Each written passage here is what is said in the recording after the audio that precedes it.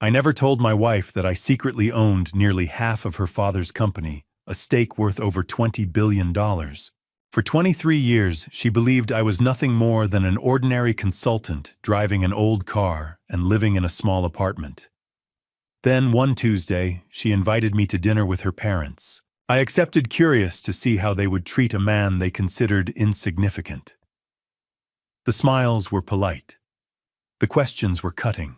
And in the middle of the meal, her father slid a leather envelope across the table. That was the moment I realized this dinner had never truly been about family. Before this story takes an unexpected turn, drop a comment. Where are you watching this from? And have you ever been to a family dinner where you knew something others didn't? Let me know below. The text message arrived on a Tuesday morning in late October, and I knew exactly what it meant. I was 51 years old. I'd been married to Julia for 21 years, and in that time, I'd learned to read the temperature of her silence. This particular silence, the kind that came with her staring at her phone while her coffee went cold, meant her parents were planning something. Let me guess, I said from across our kitchen table in East Austin. Your mother. Julia looked up and slid her phone across the worn wooden table we'd bought at an estate sale 19 years ago. The message was brief, formal, and chilling dinner. Friday, 7 p.m. Important family matter. Mother. When my parents get this formal, Julia said quietly, someone usually gets hurt. She wasn't wrong. Evelyn Harrington didn't do casual. A dinner invitation via text instead of a phone call. That was a business transaction, not a family gathering. We're going, I said. Owen. I want to see what they're planning. What Julia didn't know, what she couldn't know, because I'd spent 14 months carefully not telling her, was that I'd been waiting for this moment. I'd seen it building in the small comments at Thanksgiving, in the way Douglas Harrington looked at me like I was a problem that needed solving, in the way our daughter Quinn had started treating me like an embarrassment. They thought they had all the power. They thought I was exactly what I appeared to be, a 51-year-old logistics consultant who drove a 9-year-old Honda and lived in a modest house in a gentrifying East Austin neighborhood. What they didn't know was this: 25 years ago, I'd inherited $500,000 from my grandfather, Robert Hartley. I bought stock in a struggling real estate development company run by Douglas Harrington, who was drowning in debt from the 2008 financial crisis. I'd studied that company for months. His fundamentals were solid. His projects were well-positioned. He just needed capital. So I started buying quietly through layers of corporate entities that couldn't be traced back to me. Within 3 years, I owned 15%. By the time I met Julia at a charity fundraiser, I owned 31%. By our wedding, 42%. Today, I owned 47% of Harrington Development Group. At current valuations, my position was worth approximately $20 billion. Douglas Harrington worked for me. He just didn't know it. Owen, Julia's voice pulled me back. Promise me you won't let them bully you. I reached across the table and took her hand. I promise they'll see exactly who I am. She squeezed my fingers, trusting me the way she'd trusted me for 21 years. When I'd asked her to live modestly, to build a life on something more than appearance, she'd never questioned it. When her mother had offered to help us buy a house in Westlake Hills, Julia had said no. When her father had suggested I could do better than consulting work, she'd defended me. She'd chosen me over their world, and she'd never once made me feel like it cost her anything. But it had cost her. I'd watched her parents withdraw their warmth year by year, watched them seat us at the far end of the table at holiday dinners, watched them introduce Julia with a slightly apologetic tone, as if her marriage to me was a mistake she'd eventually outgrow. For 14 months, I'd been testing them deliberately, driving the Honda when I could have bought anything, wearing off-the-rack shirts to their country club events, letting Douglas lecture me about business vision lectures about decisions I'd actually approved through my anonymous holdings. I'd wanted to know if they would ever see past the surface, if my own daughter would love me for who I was, rather than what I appeared to have. Julia picked up her phone, typing a response. I'm telling her we'll be there. Good. Outside our window, East Austin was waking up. Our neighborhood had changed since we'd moved here. Coffee shops had replaced auto repair shops. Our house, bought for $200,000 in 2004, was probably worth $450,000 now. We could have moved a dozen times over. Could have bought one of those Spanish colonial estates in Westlake Hills. Could have joined the country club. But Julia had never asked for any of that. And I had never offered. My grandfather had taught me something Douglas Harrington never learned, that the measure of a man isn't what he owns, but what he does with what he has. That wealth without wisdom is just numbers on a screen. Robert Hartley had built a company with Douglas 30 years ago. When Douglas started cutting corners and compromising integrity for profit, my grandfather walked away. The money he'd left me came with a letter I'd read so many times I could recite it from memory. If Douglas falls again, and he will help him, not because he deserves it, but because his family does, save his company. But more importantly, save his soul. I'd been following those instructions for 25 years. Julia stood up, coming around the table to kiss the top of my head. I love you. I love you too. What she didn't know was that every expansion Douglas credited to his brilliant leadership had been funded with my capital. The domain expansion he'd lectured me about last Thanksgiving, I'd approved that funding. The downtown Congress Avenue tower, my investment made it possible. The disaster recovery after the floods, I'd quietly bought distressed properties and held them. Douglas Harrington had spent 21 years treating me like a failure, and I'd spent 25 years making sure his company succeeded despite him. Friday would bring the confrontation I'd been preparing for, and this time I wouldn't stay silent. Friday evening arrived with the kind of October heat that makes Texas unforgiving even as autumn settles in. I drove our Honda through East Austin. As twilight painted the sky in shades of orange and purple, Julia silent beside me, her hand resting on the center console where I could reach it. We'd made this drive before dozens of times, over 21 years, but tonight felt different. Tonight felt like crossing a border into enemy territory. Holly Street slipped past the windows. Small houses with chain-link fences, kids playing basketball in driveways, the taco truck on the corner doing brisk business. Our neighbors were teachers and musicians, city workers and small business owners. People who measured wealth in Friday night barbecues and Little League games, not square footage and stock portfolios. We don't have to do this, Julia said softly. I glanced at her. In the fading light, she looked exactly as she had the night I'd met her 23 years ago at that museum fundraiser. Dark hair, kind eyes, a smile that had made me forget every careful plan I'd ever made.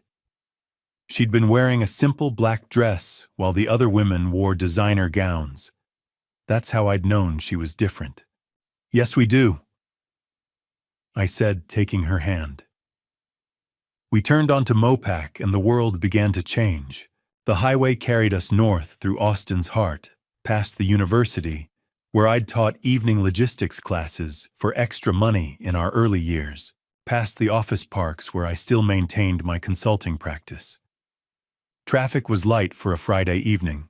Most people were heading downtown for dinner and drinks, not toward the hills where old money lived behind stone walls and perfect lawns. As we climbed toward Westlake, the houses grew larger. Not gradually, that would have been honest. Instead, there was a clear line where modest became extravagant, where lived-in became showcased. Chain-link fences gave way to wrought iron. Front porches gave way to circular drives. Grass became grounds. Julia's hand tightened on mine. I used to think this was normal, she said, looking out at the estates rolling past. Growing up here, I thought everyone lived like this. When did you realize they didn't? The first time I came to your apartment. She smiled, but there was sadness in it. Gee, that studio near campus with the window air conditioner and the hot plate. You made me spaghetti. I'd never been so happy. Your mother almost had a stroke when you told her we were dating. She had 2 strokes when I told her we were engaged. Julia turned to face me. She pulled me aside at the engagement party and asked if I was pregnant. Like that was the only possible explanation for why I'd choose you. The memory still stung, even after all these years. Evelyn Harrington had smiled at me that entire evening while plotting ways to end the engagement. She'd offered Julia a trip to Europe 6 months away to clear her head. She'd suggested I might be more comfortable pursuing someone from my own background. She'd even intimated that a small payment might help me see reason. I'd refused every offer, and Julia had married me anyway. We exited Mopac onto Loop 360, and suddenly we were in Westlake proper. This wasn't just wealthy. This was generational wealth, the kind that came with country club memberships passed down like heirlooms and property taxes that exceeded most people's annual salaries. Valley Ridge Drive, Julia said as I turned onto her parents' street. Her voice had gone flat. The Harrington estate sat on 4 acres at the end of a cul-de-sac, positioned to overlook the hill country, like a fortress surveying its domain. Spanish colonial architecture, white stucco walls, red tile roof, arched windows that probably cost more than our entire house. The kind of place that appeared in Austin Home magazine with titles like Classic Elegance or Timeless Grace. I pulled into the circular driveway, parking behind a Mercedes and a Lexus. Through our windshield, the house looked more like a museum than a home. Every window glowed with warm light, but there was nothing welcoming about it. Owen. Julia turned to me and I saw fear in her eyes. Real fear. Promise me you won't let them bully you. I promise they'll see exactly who I am, I said, echoing my words from Tuesday morning. But this time I meant something different. This time I meant all of me. We sat for a moment, the engine ticking as it cooled, the Texas heat pressing down even as the sun disappeared. I thought about the letter in my jacket pocket at home, my grandfather's letter, the one that had guided 25 years of my life, the one that would change everything tonight if I chose to share it. Ready? I asked. Julia nodded, but her hand trembled as she reached for the door handle. We walked up the stone pathway together, past the perfectly manicured lawn that probably required a team of gardeners, past the fountain that burbled expensively, past the carefully curated landscape lighting that made everything look like a stage set. I rang the doorbell. Through the frosted glass panels, I could see movement, but when the door opened, it wasn't Douglas or Evelyn who greeted us. Carmen stood in the doorway, the housekeeper, not family. Her face was professionally neutral, but I'd known her long enough to recognize the apology in her eyes. She'd worked for the Harringtons for 15 years. She'd seen everything. Mr. Hartley, Mrs. Hartley, she said formally, stepping aside. Please come in. I looked past her into the foyer. Marble floors. A chandelier that probably cost 6 figures. Fresh flowers in a vase that I recognized from the home tour Julia's mother had given us years ago. Waterford crystal naturally. But no Douglas. No Evelyn. No Quinn. Just Carmen in her uniform, taking our coats as if we were clients arriving for an appointment.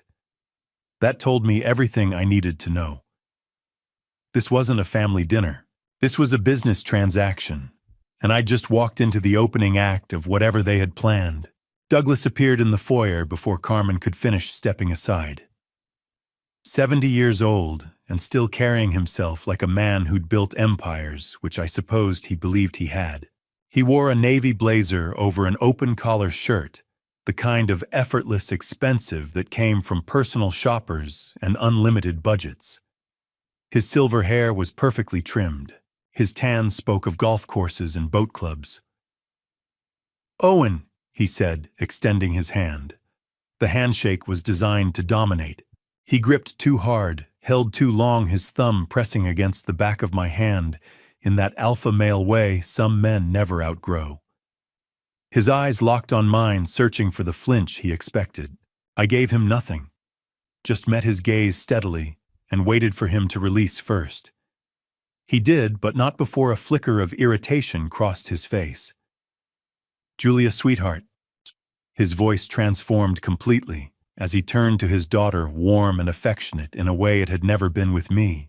He kissed her cheek, held her shoulders, looked at her with something approaching genuine love. That was the thing about Douglas Harrington. He wasn't a monster. He was a father who believed he was protecting his daughter from a mistake. That made him more dangerous than any villain. "Where's Mother?" Julia asked. "Living room. You know how she is about entrances." He led us through the foyer, past the sweeping staircase and the gallery of family photographs that documented generations of Harrington's success. Julia at her debutante ball. Julia graduating from Texas. Julia at her wedding, though notably that particular photo was smaller than the others and positioned where visitors might easily miss it. Evelyn rose from a leather wingback chair as we entered the living room. 67 years old and elegant in the way that required hours of daily maintenance, yoga facials, whatever procedures women of her generation and tax bracket used to hold time at bay. She wore cream-colored slacks and a silk blouse. Pearls, of course. Always pearls. "Darling," she said to Julia, embracing her with the kind of careful hug that avoided disturbing makeup or wrinkles. Then she turned to me.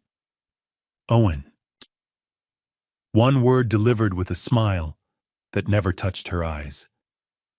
She leaned in for an air kiss, her lips passing somewhere near my cheek, without actually making contact. Her perfume was expensive and overwhelming. Chanel, probably something that cost more per ounce than most people spent on groceries. "Evelyn," I replied, matching her tone exactly. "Thank you for having us." "Of course. Family is everything." The word family came out with just enough emphasis to make it clear I was something separate from that category. A voice from the corner made me turn. "Oh. Hey, Mom. Hey, Dad." Quinn was sprawled on the sofa, thumbs moving across her phone screen. 18 years old, blonde hair pulled into a careless ponytail, wearing designer jeans that probably cost $400, but were artfully torn to look casual. She didn't look up from whatever social media crisis demanded her attention. "Quinn," Julia said, her voice soft with hope. "Put the phone down, honey." "In a second." The second never came. Quinn kept scrolling, kept typing, kept existing in whatever digital world she'd disappeared into. This was new, or rather, this was worse. There'd been a time when Quinn looked up when her parents entered a room. There'd been a time when she smiled. "Shall we?" Douglas gestured toward the dining room with the confidence of a man accustomed to being obeyed. The dining room was everything I'd expected. Long mahogany table that could seat 12, but was set for 5. Crystal chandelier overhead, the kind that required someone to climb a ladder and clean each individual piece.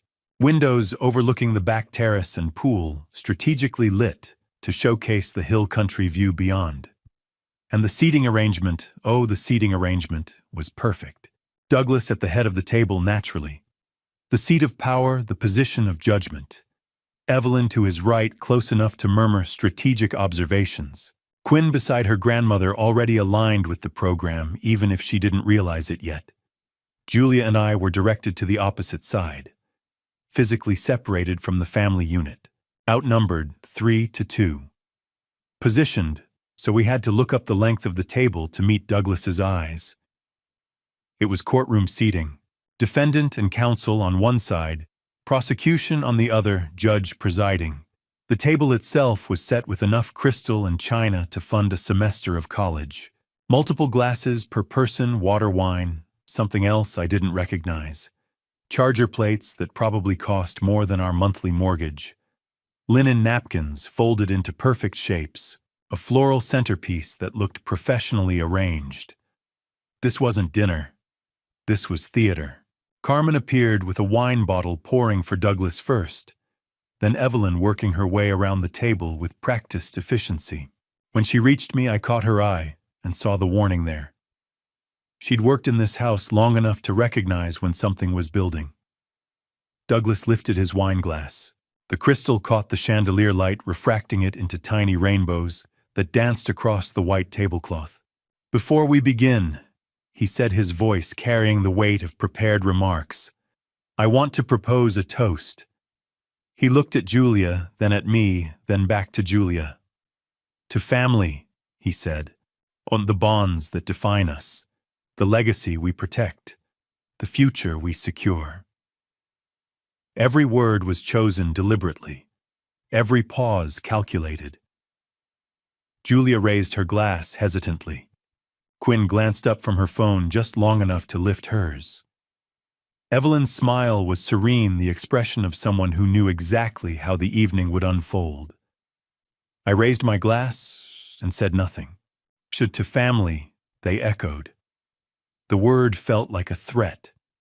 And as we drank, I realized this dinner had never truly been about family at all. The first course arrived with studied elegance that made eating feel like work. Carmen placed delicate plates before each of us, seared scallops with microgreens and sauce dots that probably had a French name. Food designed to impress rather than satisfy. Douglas cut into his scallop with surgical precision. "We just finalized the domain expansion project," he said, as if continuing a conversation we'd all been part of. 10-year development, $2.3 billion in total investment. Takes real vision to see opportunities like that. He said it the way professors explain basic concepts to struggling students. I approved that funding, I thought. Every single dollar came from my holdings. You're lecturing me about a project I greenlit 18 months ago. But I just nodded and said, "Sounds ambitious." The words seemed to disappoint him. He'd wanted engagement, maybe argument. Instead, I gave him nothing. "It's the largest mixed-use development in Central Texas," he continued. "Your father understands real estate, Julia. Built this company from nothing." From nothing. The lie was so smooth he probably believed it himself. Evelyn picked up the thread as smoothly as a relay runner taking the baton. "Julia, did I mention I ran into Preston Chambers last week?" Julia's fork paused halfway to her mouth. "He's doing remarkably well." Evelyn continued, her voice light and casual. "Just bought a place in River Oaks. Absolutely stunning property. 4 acres. The garden alone is something out of Architectural Digest." "I'm happy for Preston," Julia said carefully. "He asked about you, of course." Evelyn's smile could have cut glass. "He's still single, you know. Still building that portfolio. Some people really do make the most of their potential." The implication hung in the air like poison gas. Across the table, Quinn finally looked up from her phone. "Grandfather's given me real responsibilities now," she said, and I couldn't tell if she was talking to me or through me. "I'm coordinating with the development team on the domain integration. Real work. Strategic planning. Not just consulting." She said consulting, like it was something she'd found on the bottom of her shoe. "That's wonderful, honey," Julia said, trying to catch our daughter's eye. But Quinn was looking at me now, really looking at me for the first time all evening. "Some of us are actually building careers, you know. Real careers with real companies, not just shuffling papers and calling it strategy." The contempt in her voice was pure Harrington. "Quinn." Julia's voice had an edge. I recognized the one that came out when she was defending me to her family for the 1,000th time. "What, I'm just being honest?" Quinn shrugged with the casual cruelty only teenagers and the very wealthy can achieve. "Don't you ever wish you'd made different choices, Mom?" The room temperature seemed to drop 10 degrees. Don't you ever wonder what life would be like if you'd married someone with actual ambition? Quinn continued, her eyes locked on mine. Someone who wanted to build something. Someone who wouldn't embarrass you at country club events. Julia's hand trembled as she set down her fork. That's your father you're talking about. I know who he is, Quinn said. And the way she said it, flat, final, dismissive, hurt more than anything her grandparents had ever done. Because they were supposed to look down on me. But Quinn, she was supposed to be different. She was supposed to see past the surface to the man who'd taught her to ride a bike, who'd helped with her algebra homework, who'd sat through every school play and volleyball game. Instead, she'd become exactly like them. The main course arrived beef preparation that probably cost more per ounce than I spent on groceries in a week. Carmen moved around the table silently, her face carefully neutral, but I saw the tension in her shoulders. The point is, Douglas said, as if Quinn's outburst had been part of natural conversation, success requires a certain mindset, a willingness to take risks, to operate at a level most people simply can't reach. Every expansion you credit to your leadership was funded with capital you didn't know you had. Every tower with your name exists because I made it possible. You've been operating on my money for 25 years while lecturing me about ambition. But I stayed perfectly still, which I could see infuriated them more than any response. Evelyn turned to Julia with practiced sympathy. Darling, we can't watch you struggle financially because of pride. There are resources available. Opportunities.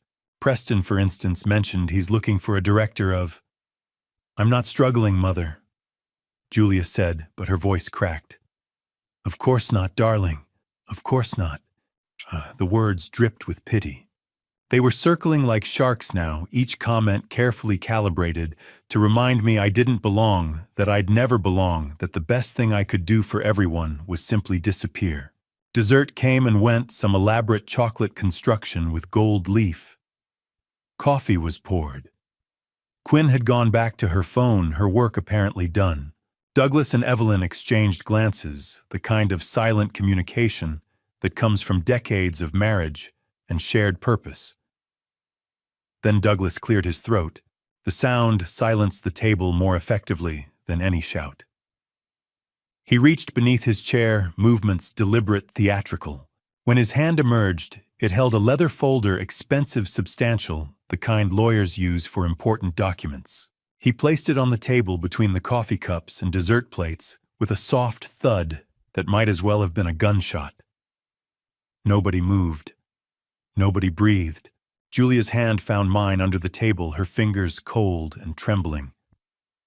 Douglas looked at me with an expression I'd seen before in boardrooms and negotiation tables. The expression of a man who believed he'd already won, who was simply waiting for his opponent to acknowledge defeat. Owen, he said, and for the first time all evening his voice carried something other than condescension. It carried finality. I think it's time we had an honest conversation about your future with this family. The leather folder sat between us like a coiled snake, and I knew with absolute certainty that whatever was inside it would change everything. The leather folder landed on the table between wine glasses and crystal with a soft thud that silenced the room. Douglas slid it toward me with the confidence of a man who had closed 1,000 deals, who had negotiated contracts worth billions, who believed he understood exactly how power worked. Go ahead, he said. Open it. I didn't move. Just looked at him across the mahogany expanse, at the satisfaction in his eyes, at the careful neutrality of Evelyn's expression, at Quinn's studied indifference as she pretended to scroll through her phone while watching everything. Owen. Julia's voice was barely a whisper. I opened the folder. Inside, stapled with $500 an hour legal precision, lay an annulment agreement. 20 pages of whereas clauses and party of the first part language that all boiled down to one simple proposition. My marriage had been a mistake, and mistakes could be corrected for the right price. Clipped to the front was a check for $275,000. The number felt arbitrary until I did the math. At $40,000 a year, what they probably assumed a consultant made it represented nearly 7 years of income. Enough to start over.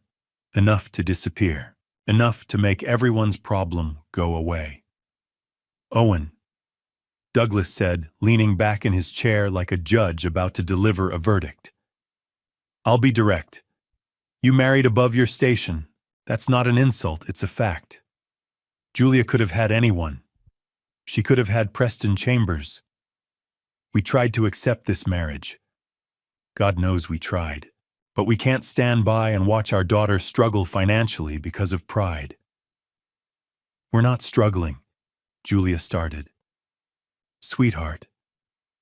Evelyn's voice was gentle, pitying. You live in East Austin. You drive a car that's nearly 10 years old. You haven't taken a real vacation in how long we can't pretend this is the life we wanted for you. This solves everything. Douglas continued, tapping the check with one manicured finger. That's more than you'd make in 7 years as a consultant, Owen. Sign the annulment, take the money, and move on. You'll be better off, and Julia can return to a life suited to her background, to her potential. The silence that followed pressed against my ears like physical weight. Then Julia stood so fast, her chair scraped against the hardwood floor. This is insane. You can't buy people. You can't just, Julia, sit down.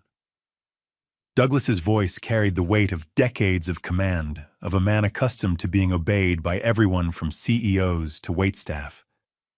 The adults are talking. I'm 46 years old, Dad. Her voice cracked. My husband is sitting right here while you're trying to... But he wasn't looking at her anymore. He was looking at me, certain he'd already won, certain that every man had his price, and mine was written on that check. Then Quinn spoke. Mom. Her voice was calm. Too calm. The kind of calm that comes before earthquakes and hurricanes and moments that split your life into before and after. Julia turned toward our daughter, disbelief warring with hope on her face. Quinn... Grandmother's right. Quinn set down her phone, giving us her full attention for the first time all evening. You deserve better than this. Better than him. The words landed like bullets. Quinn, don't, Julia whispered. But our daughter wasn't finished. She looked directly at me, 18 years old, and absolutely certain of her judgment. Dad, be honest. You're holding Mom back. Everyone can see it. You live in that tiny house. You drive that embarrassing car. All my friends' parents have lake houses and boats and... She stopped, recalibrated. You're not good enough for her. You never were. She said it like a simple truth, like commenting on the weather or stating the obvious. No malice, no anger, just cold assessment. Quinn, Julia cried. That's your father. I know who he is, Mom. Quinn turned to her mother, and her voice softened slightly, became almost gentle. I love you, and I want you to be happy. But Dad's not making you happy. He's making you settle. She gestured at the check. Take the money and go, Dad. You'd be doing everyone a favor. Mom could be with someone like Preston. Someone with a real future. Someone who wouldn't make her choose between her family and her marriage. Someone who wouldn't embarrass her. The word embarrass hung in the air like smoke from a gun. Julia broke, then crying the way people do when something inside finally shatters beyond repair. Her hands covered her face. Her shoulders shook, and I wanted to reach for her but couldn't seem to move. Because I'd known this moment was coming. I'd been preparing for it for 14 months, but knowing isn't the same as living it. Knowing isn't the same as watching your daughter measure your worth and discard you. Watching your wife's parents treat your marriage like a failed business venture that needed liquidation. I had loved Julia without conditions. I had loved her through lean years and quiet victories, believing respect grew from patience. I'd swallowed every slight from her parents, every smile that weighed my income before my character.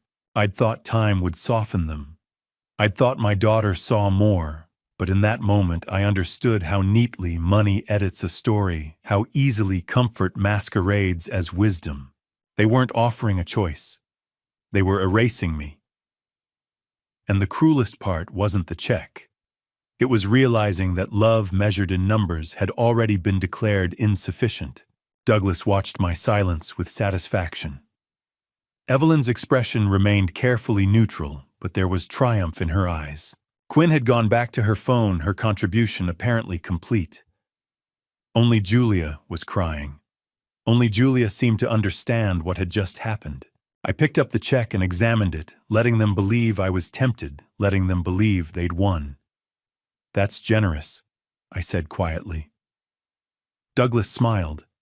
Actually smiled. I set the check down carefully and took out my phone. "Before I respond," I said, my voice steady despite the rage building under my skin, "I need to make a quick call." Douglas frowned. "What does your attorney have to do with this?" I looked at him carefully. Really looked at him. At the man who'd spent 25 years accepting my money while dismissing my worth. At the woman who'd raised a daughter to value status over character. At the granddaughter they'd poisoned against me. "Everything," I said. Then I dialed Julian Rhodes, the attorney, who had managed my interests for 25 years, and placed the phone on speaker in the center of the table. The dial tone echoed in the sudden silence like a countdown, and I watched as their certainty began very slowly to crack. Douglas stood up so fast, his chair scraped against the floor. "What do you think you're doing?" I kept my eyes on my phone, scrolling calmly through my contacts. "I told you. Making a call." "Put that away. We're in the middle of a conversation." "No, Douglas. We're at the end of one." I found Julian's number and tapped it. "You made your offer. Now I'm making mine." The room went silent except for the ringing through the speaker. Once, twice, 3 times. Julian Rhodes answered on the 4th ring. "Owen, everything all right?" "Julian, sorry to call so late. I'm at dinner with the Harringtons, and we've hit a complication. Could you pull up the Hartley Holdings file? I need you to walk everyone through the ownership structure." A pause. The full structure. Everything. Start with Harrington Development. Douglas had gone pale, one hand gripping the table. Evelyn looked confused, glancing between us. "All right," Julian said, his voice filling the room through the speaker. "Harrington Development Group. Total valuation approximately $20 billion. 100 million shares outstanding." Evelyn inhaled sharply. "20 billion, Douglas," I thought. "Let him finish," I said quietly. "Primary shareholder Hartley Holdings LLC, incorporated in Delaware in 1999, owns 47 million shares, 47% of outstanding equity." "That's impossible," Douglas whispered. But his voice carried no conviction. Secondary shareholder Douglas Harrington Personal Holdings, 18 million shares, 18%. 18. Evelyn turned to her husband. "You told me you owned the majority." "Remaining 35%, Julian continued, "distributed among various institutional investors, family trusts, and public shareholders." Quinn's voice cut through. "Wait. Who owns Hartley Holdings?" "Hartley Holdings LLC is a single-member company," Julian said. "Sole owner Owen Hartley has been the majority shareholder of Harrington Development Group since 2008. The silence that followed was absolute. Douglas sank back into his chair like a puppet with cut strings. "Thank you, Julian," I said. "Can you confirm the timeline? Initial investment March 2008 during the financial crisis. Purchased distressed shares at 32 cents on the dollar. Initial stake 15%. Douglas closed his eyes. He was remembering now. The crisis. The banks calling loans. The mysterious investor who'd appeared with cash. Additional purchases occurred over 16 years. 15% became 31% in 2010. 31 became 42% in 2012 following the Continental Properties acquisition funded entirely by Hartley Holdings.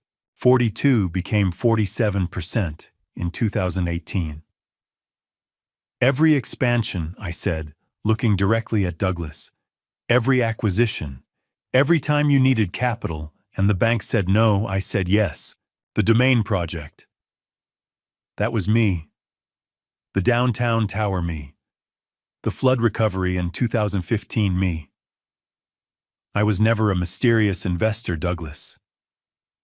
I was your son-in-law. Evelyn's hand went to her throat. But you're a logistics consultant. You drive a 15-year-old Honda Accord. I finished. I know. I also own nearly half of a $20 billion company. Both things are true.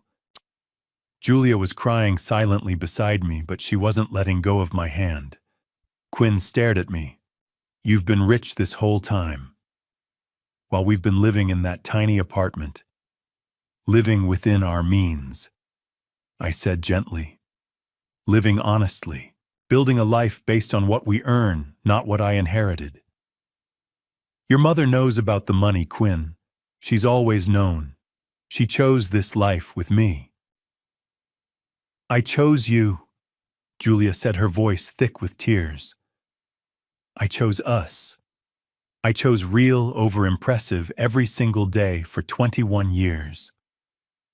Douglas finally spoke, his voice hollow. The board meetings, the votes on major decisions. You've been approving everything. You've been letting me think I was in charge. You were in charge, I said. Of operations. Of day-to-day decisions. You're good at that, Douglas. You're a talented businessman when you're not busy measuring your worth against everyone else's. But you could have fired me. Taken over. Yes, I could have, but that was never the point.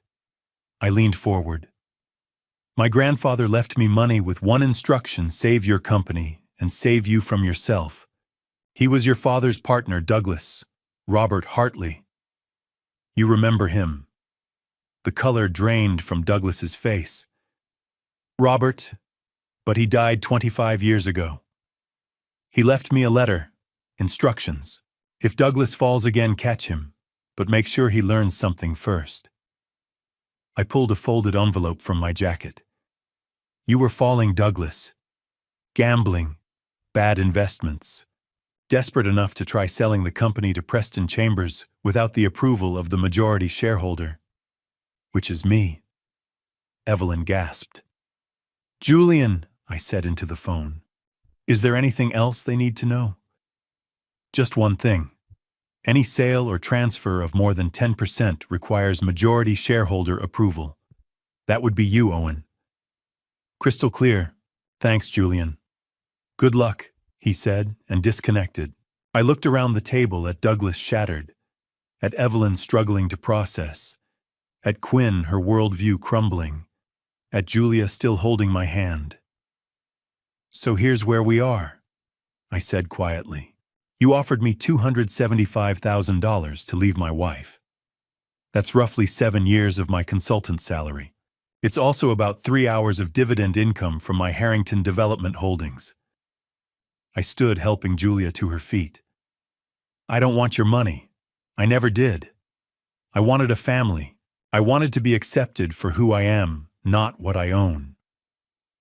Quinn made a small, broken sound. But tonight you've shown me exactly what you value. And it's not family. It's control. It's status. I picked up the torn check.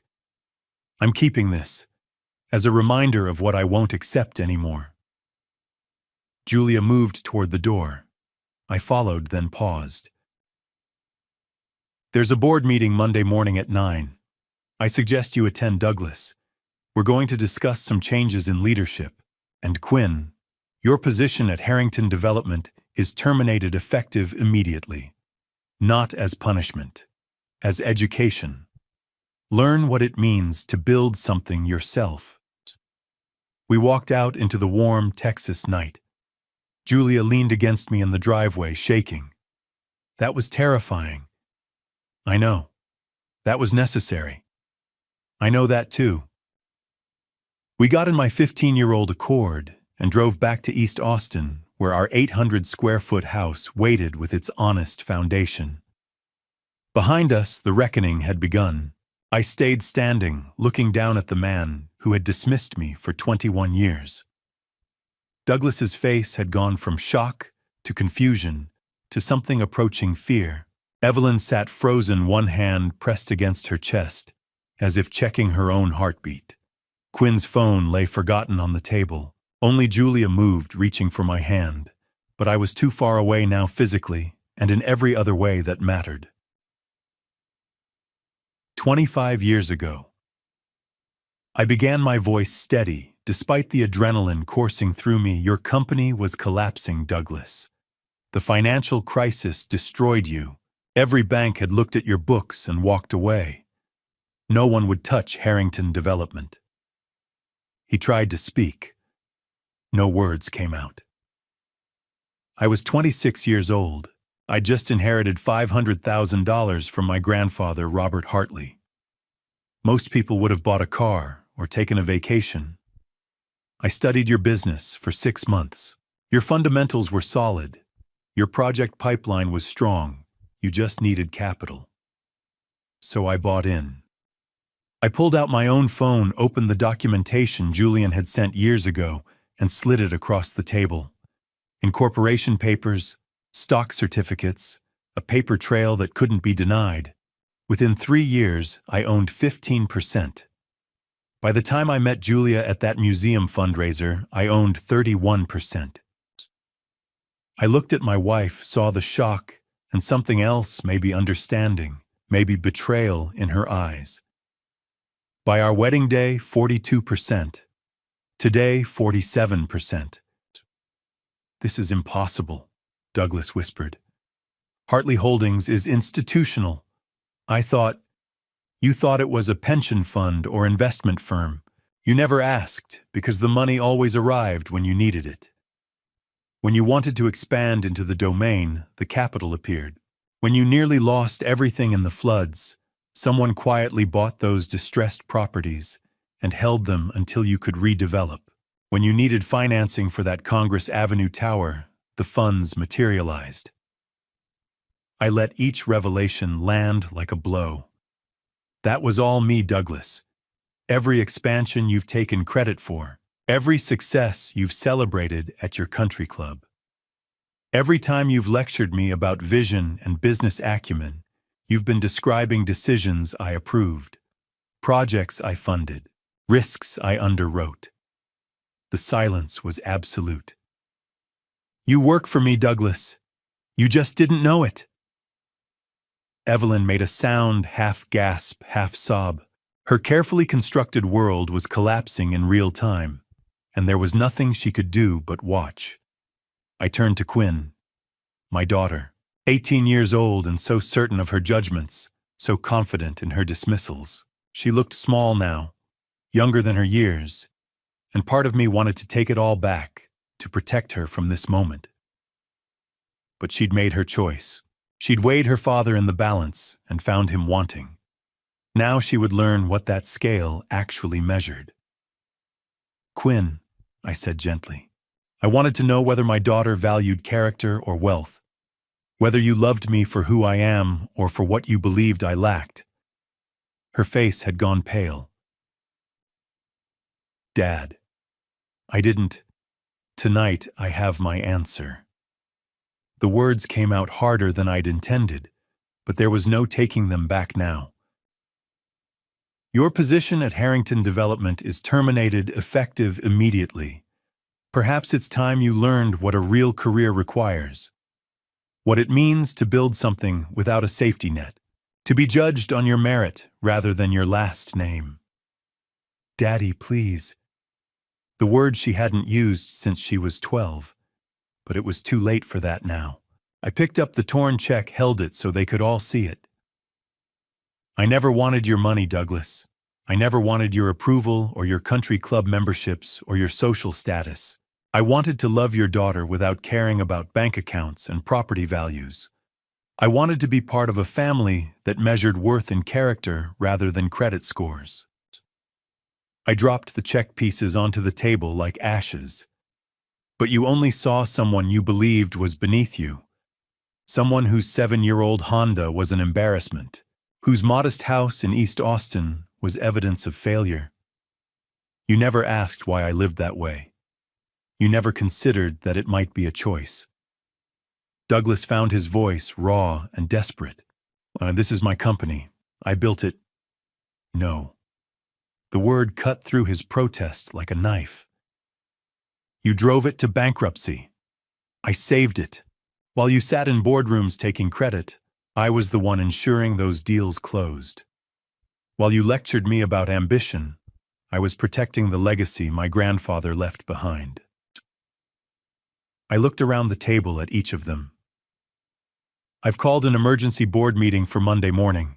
The agenda is simple, a vote on the CEO position. You'll be removed, Douglas. Professional management will be installed. People who understand that a company is more than one man's ego. You can't do this. His voice broke. This is everything I am. Then perhaps, I said quietly, it's time you became something else. I turned to Julia. She was crying, but when I held out my hand, she took it without hesitation. That's what 21 years meant. That's what real marriage looked like. We have a long drive home, I said. She stood still, holding my hand, and together we walked toward the door. Behind us, the Harrington family sat amid the ruins of everything they'd believed.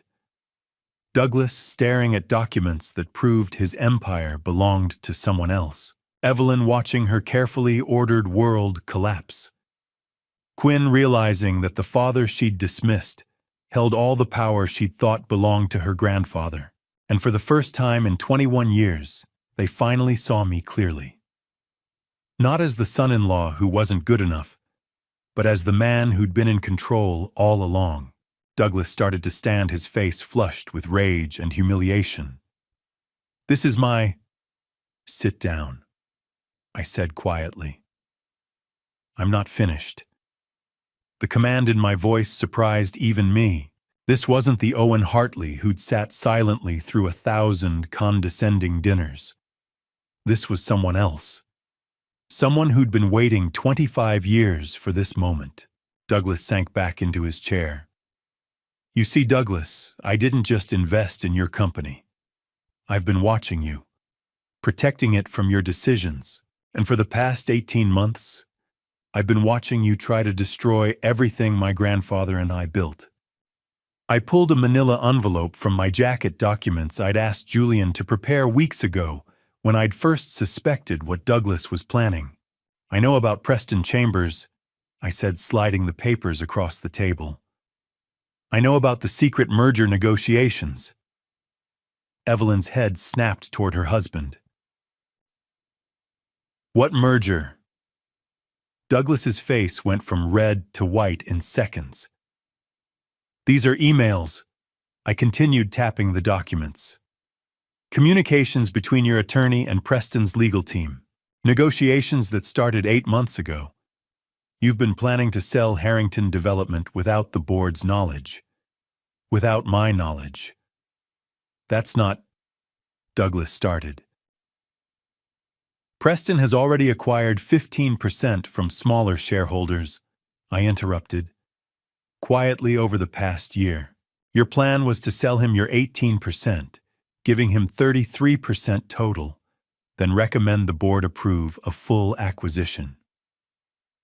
Julia made a small sound. Even she hadn't known this was coming. The price was $10 billion, I said, of which you'd receive $3 billion for your stake. That's what tonight was really about, wasn't it? You needed me gone. You needed Julia unmarried and back under your control. Because if I contested the sale, which I absolutely would have, the whole deal would collapse. Douglas's hands were shaking now. You don't understand. The company needs nothing. My voice was ice. But you do. You need $3 billion desperately. Because you've lost over $200 million in the past 3 years. Evelyn stood up so fast her chair fell backward. What? Bad investments? I said, pulling out another set of documents. Bank statements, trading records, casino receipts. High-stakes gambling in Vegas. Cryptocurrency disasters. You bought Bitcoin at 60,000 and sold at 20. Commercial real estate speculation in markets you didn't understand. Private equity deals that went south. Douglas, Evelyn whispered, her voice strangled. Tell me this isn't true. But her husband couldn't meet her eyes. The Westlake house has a $3 million second mortgage. I continued relentlessly. The company expenses you've been claiming. Half of them are covering personal losses. You've been robbing Peter to pay Paul for years, and it's finally caught up with you. Quinn was crying now, silent tears streaming down her face as she watched her grandfather, her hero, the man she'd modeled her ambitions after, crumble before her eyes. So tonight wasn't about family, I said. It wasn't about protecting Julia or giving me a fresh start. It was about desperation. You needed me gone so Preston's deal could proceed cleanly. No complications. No questions from the majority shareholder about why the CEO is suddenly eager to sell a profitable company. Douglas's voice came out as a croak. I built this company. I deserve. You built it on my grandfather's foundation and my capital, I said. And you've spent the past 3 years gambling it away. The only reason Harrington Development still exists is because I've been protecting it. From you. The room felt airless. Evelyn had one hand pressed against the wall, steadying herself. Julia was staring at her father like she'd never seen him before. Quinn had gone pale, all her earlier contempt transformed into shock. Preston knows, by the way, I added. His due diligence team discovered my holdings 6 months ago. That's why the deal has been stalling. He realized you were trying to sell him a company you don't actually control. No, Douglas whispered. No, he said. He said what you wanted to hear. Because Preston Chambers is a businessman, and watching you squirm was entertaining. But he's not stupid enough to complete a fraud. The word hung in the air like an accusation. Fraud, Evelyn repeated, her voice hollow. What else would you call it? Selling something you don't own. Misrepresenting ownership structure. Concealing the majority stakeholder's existence. Douglas's face had gone gray. This wasn't just humiliation anymore. This was the end of everything he'd built his identity on. The successful CEO, the real estate mogul, the man who'd transformed a small development company into a billion-dollar empire. All of it was a lie. And now everyone knew. The silence stretched for what felt like hours, but was probably only seconds. Then the doorbell rang. We all froze. Carmen appeared in the dining room doorway, her expression confused and apologetic. Mr. Harrington, she said softly, addressing Douglas. Mr. Preston Chambers is here. He says you invited him for 8:30 to finalize the paperwork. Douglas's face went from gray to green, and I smiled, because this was about to get very interesting. Preston Chambers walked into the dining room like a man entering a boardroom he already owned. Tailored charcoal suit that probably cost $5,000, confident stride. The kind of smile that said he was used to winning and expected tonight to be no different. Then he read the room. His smile faded as his eyes swept across the scene, torn check scattered on the mahogany table, Evelyn gripping the wall for support. Douglas gray-faced and trembling, Quinn crying silently, Julia holding my hand like a lifeline. The wreckage of what was supposed to be a simple family dinner.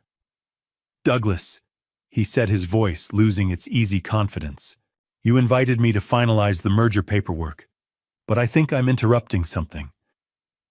"Mr. Chambers," I turned to face him fully. "I'm Owen Hartley. We haven't formally met, but I believe you know exactly who I am." Preston's expression shifted. Recognition, then resignation, then something that might have been respect. "I've known for 6 months," he admitted, addressing me directly now, not Douglas. "My due diligence team is very thorough. They discovered Hartley Holdings' position in March. 47% ownership. That's when I realized any deal would require your approval, not Douglas's." Douglas made a sound like a wounded animal. "You said," he started, but Preston cut him off with a look. "I said what you wanted to hear, Douglas, because I was curious how far you'd go, how deep the deception ran." Preston's voice was cool, professional, but there was an edge of contempt beneath it. "You tried to sell me a company you don't control. You misrepresented the ownership structure. You concealed the existence of the majority shareholder." He let that sink in before delivering the final blow. "That's not just bad business, Douglas. That's fraud, and I don't do business with frauds." The word echoed in the silence. Evelyn made a choking sound. Quinn's crying intensified. Julia squeezed my hand tighter. Preston turned back to me. "Mr. Hartley, I owe you an apology. When my team discovered your holdings, I should have reached out directly. Instead, I let this," he gestured at the chaos around us, "play out. That was unprofessional of me." "You were protecting your interests," I said. "I understand that." "Still." He reached into his jacket and pulled out a business card, offered it to me. "If you ever consider selling, or if you want to discuss legitimate partnership opportunities, I'd be honored to talk. You've built something impressive here, even if the man taking credit didn't realize it." I took the card, nodded. Preston walked toward the door, then paused. He looked at Julia, really looked at her with something that might have been genuine regret. "Julia," he said softly, "I'm sorry you were used as leverage in this. Your parents—" He stopped, seemed to reconsider his words. "You deserve better than being treated like a pawn in someone else's game." Julia's voice was barely a whisper. "We went to school together, Preston. I remember. You were always kind, always genuine." He glanced at me, then back to her. "I'm glad you found someone who sees that, who values it." With that, he walked out. Carmen appeared to show him to the door, and a moment later we heard it close with a quiet finality that sounded like a coffin being sealed. The silence in the dining room was absolute. Douglas sat slumped in his chair, looking 20 years older than he had an hour ago. His empire, the one he'd thought he controlled, the one he'd planned to sell to cover his gambling debts, had just walked out the door. And everyone in his family now knew the truth. He was a fraud who'd been living on borrowed money and borrowed time. Evelyn had slid down the wall into a sitting position on the floor, her expensive slacks pooling around her, her perfect hair disheveled. She was crying silently, shoulders shaking. This woman who'd spent decades maintaining appearances had just watched her entire world collapse in front of a stranger. Quinn had her face in her hands, mascara streaking down her cheeks. The grandfather she'd idolized, the man she'd used as a template for success, had been revealed as a desperate gambler willing to commit fraud. Julia stood beside me, still holding my hand, tears streaming down her face, but whether from relief or grief or some combination of both, I couldn't tell. I should have felt victorious. I should have felt satisfied watching them face the consequences of their contempt, their cruelty, their assumption that money equaled worth. But I didn't. I just felt tired. And I wasn't done yet. I reached into my jacket pocket and pulled out an envelope yellowed with age sealed 25 years ago, with wax that had long since cracked. My grandfather's handwriting on the front faded but still legible to be opened when Douglas falls again. Before I leave, I said, my voice quiet in the devastated room. There's something you need to hear, Douglas. Something my grandfather wanted you to know. Douglas lifted his head slowly, eyes red-rimmed and hollow. Robert. His voice cracked on the name. Robert Hartley. Yes, I said, breaking the seal. My grandfather, your former partner, the man you drove away 30 years ago. And as I unfolded the letter, I watched the last piece of Douglas Harrington's certainty crumble into dust. The envelope felt light in my hands, but the weight of its contents had shaped 25 years of my life. My grandfather was Robert Hartley, I said, looking directly at Douglas. But you knew him. You knew him very well. Douglas's head lifted slowly. Robert, we started Harrington Development together. That was 32 years ago. He left after we had disagreements about how to run the business. Disagreements. I let the word hang there. Kontitaukrin.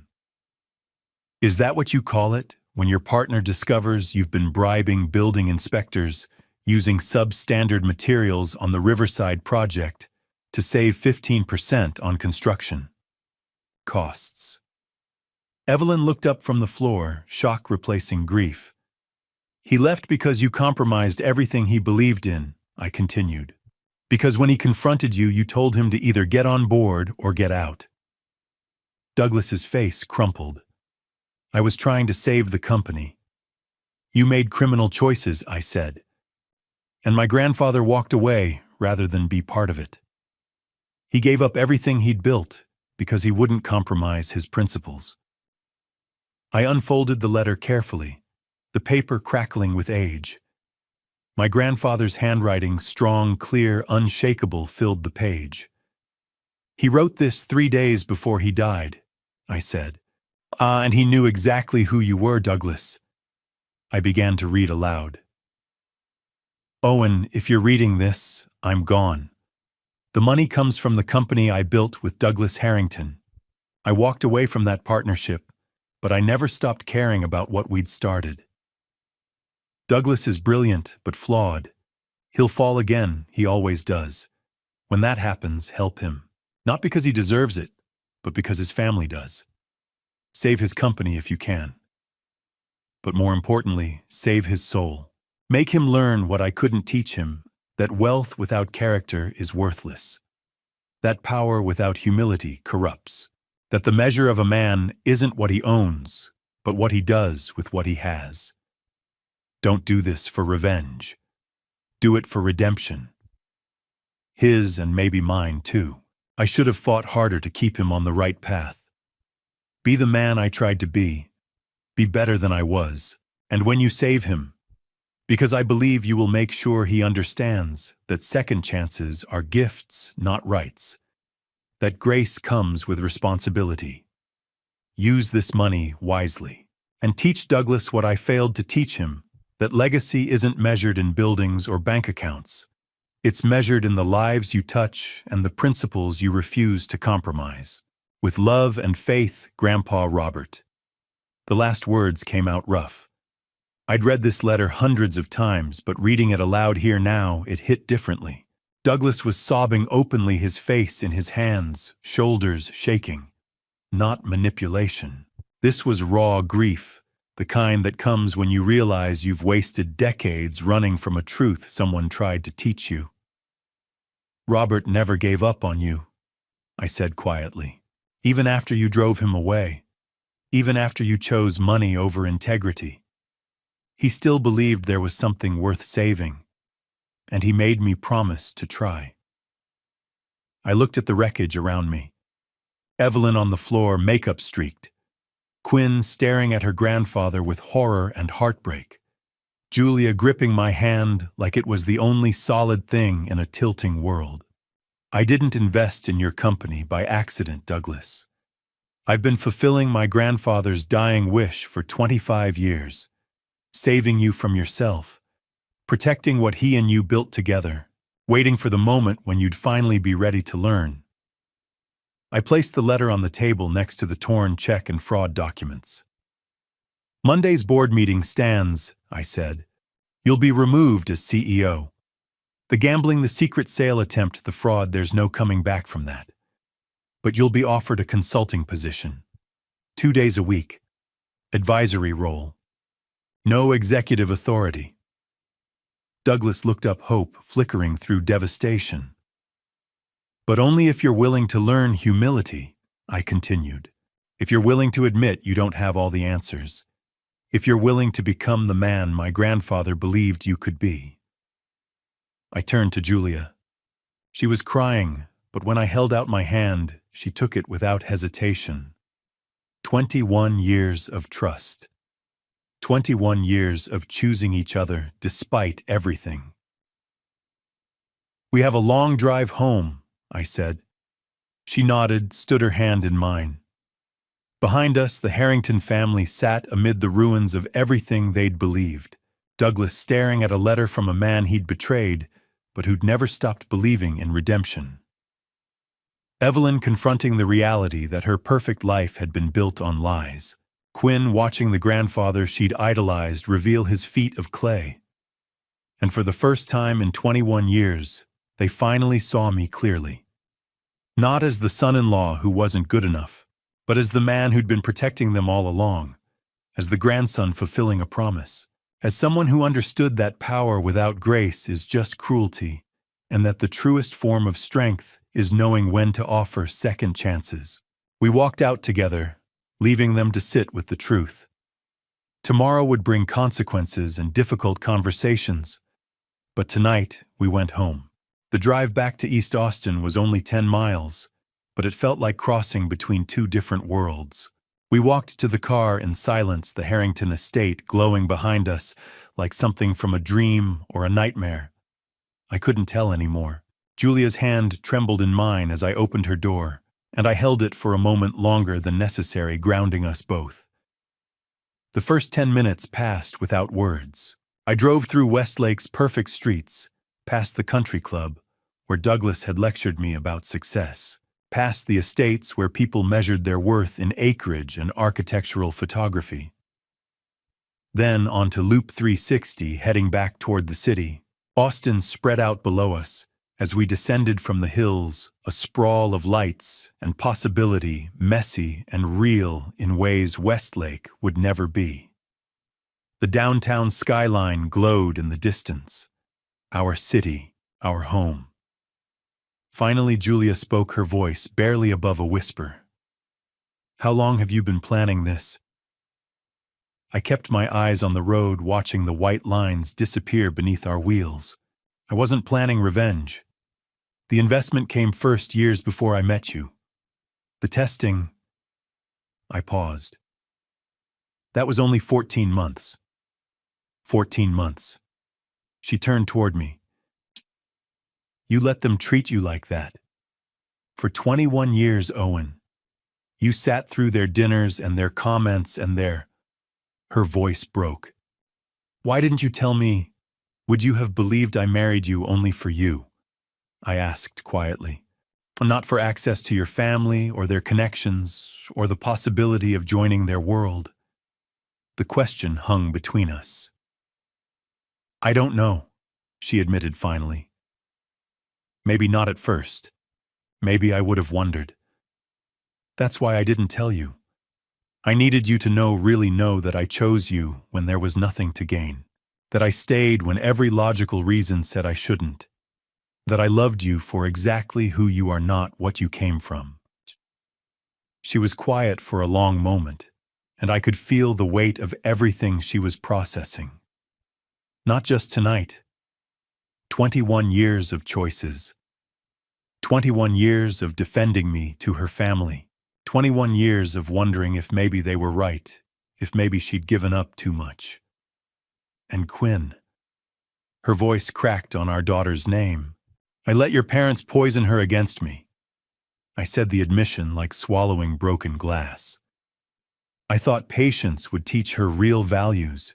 I thought watching us build a life based on something other than money would show her what actually matters. I was wrong.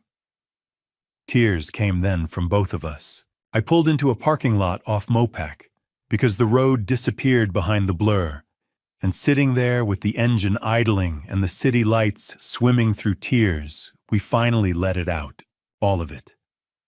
21 years of holding steady against her family's contempt. The exhaustion of always being measured and found wanting. The pain of watching our daughter become exactly what we'd tried to protect her from. What happens now? Julia asked when we could breathe again. The company will survive, I said. Douglas may accept the consulting role or he may walk away. That's his choice. But the gambling stops. The fraud stops. The company gets protected from his worst impulses. And us.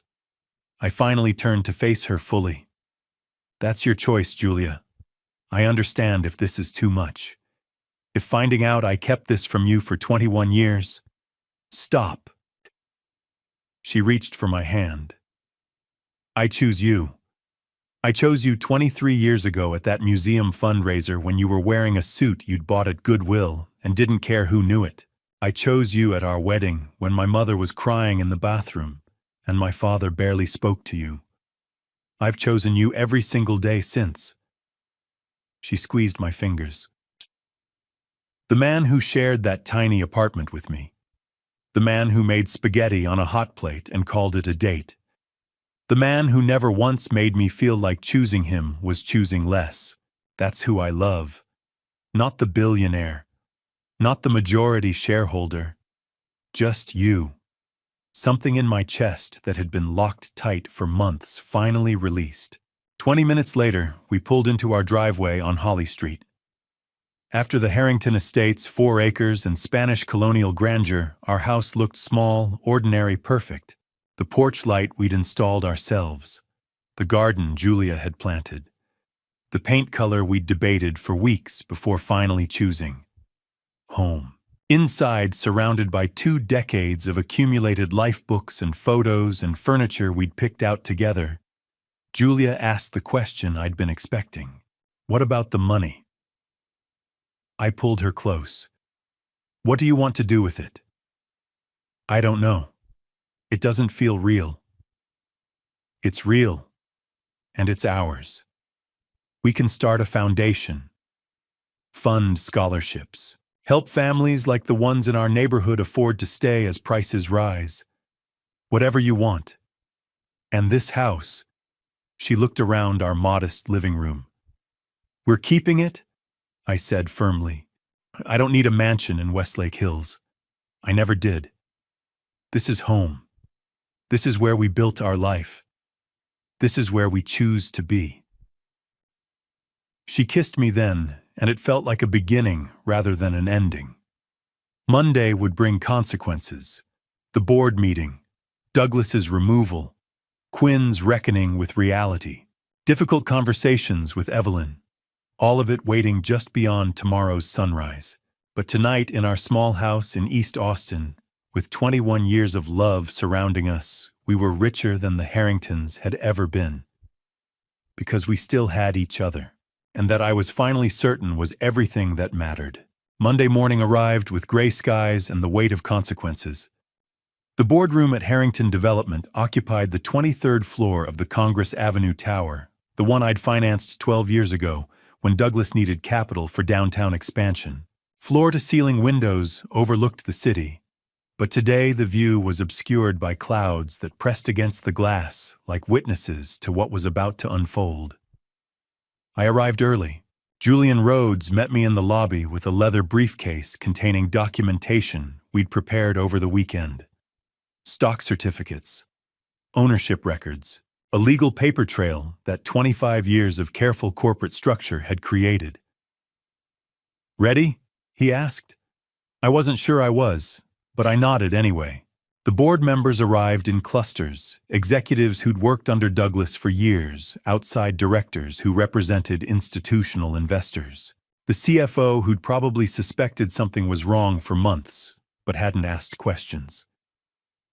They filed in with coffee cups and tablets, professional masks in place. Douglas arrived last. He looked like he'd aged a decade in 3 days.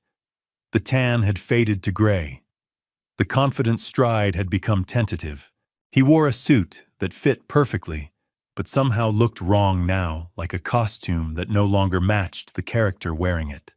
Our eyes met across the boardroom. I saw something in his face I'd never seen before. Not anger or defiance, but resignation. Maybe even relief. He took the seat at the far end of the table. Not the head anymore. Just another participant in the discussion of his own fate. Julian called the meeting to order at exactly 9 o'clock. "Ladies and gentlemen, thank you for convening on short notice. This emergency session has been called by Owen Hartley, majority shareholder of Harrington Development Group, to address immediate governance concerns." The room shifted. Eyes turned to me. Some board members had clearly done their homework over the weekend. Others were just now realizing what majority shareholder meant. Julian presented the documentation methodically. Incorporation papers for Hartley Holdings. Stock purchase records dating back 25 years. Current ownership structure: Owen Hartley, 47%. Douglas Harrington, 18%. Remaining 35% distributed among institutional and private investors. The numbers told the story cleaner than any speech could. "The agenda," Julian continued, "is a vote on the current CEO position. Mr. Hartley has raised concerns about recent executive decisions that may have exposed the company to significant legal and financial risk." He didn't elaborate. Didn't need to. The board members who needed to know had already received confidential briefings about the Preston Chambers situation, the undisclosed gambling losses, the attempted sale without majority shareholder approval. "Discussion," Julian asked. The CFO spoke first. "I move we vote immediately. The evidence speaks for itself." "Second," said one of the outside directors. No one defended Douglas. No one spoke in his favor. Some faces showed sympathy, but sympathy doesn't change fiduciary duty. This wasn't personal. It was business. And that somehow made it worse. All in favor of removing Douglas Harrington from the position of Chief Executive Officer, hands rose around the table. I counted silently. 14 in favor. Opposed. 4 hands. Loyalty, perhaps. Or just reluctance to participate in ending a career. 78%. More than enough. "The motion carries," Julian said. "Effective immediately, Douglas Harrington is removed from the position of CEO. An interim management team has been selected and will assume leadership tomorrow morning." Not me. I'd made that clear from the beginning. I didn't want to run the company. I wanted to protect it. There was a difference. Douglas stood slowly gathering his tablet and phone with movements that seemed rehearsed, as if he'd been practicing this moment in his mind. He looked around the table once at colleagues who'd worked beside him for years at the boardroom where he'd made decisions that shaped skylines and neighborhoods. Then he walked out without a word. No dramatic speech, no protest, no breakdown. Just dignity and defeat, which somehow hurt more to watch than anger would have. The door closed behind him with a soft click that felt like punctuation. I felt tired. Not victorious or satisfied or even relieved, just exhausted by the weight of what I'd had to do and what it had cost everyone involved. The interim CEO, a woman named Rebecca Marshall, who'd been running operations for 3 years, took the empty seat. "Let's talk about next steps," she said, and the meeting continued with the mundane details of transition plans and communication strategies. But I was thinking about Douglas walking out that door, about the man my grandfather had once called a friend, about whether redemption was really possible, or if I'd just destroyed him while convincing myself I was saving him. The meeting adjourned at 9:15. 11 minutes to end a career. Over the next 2 days, my phone collected 12 voicemails from Quinn. I didn't listen to them.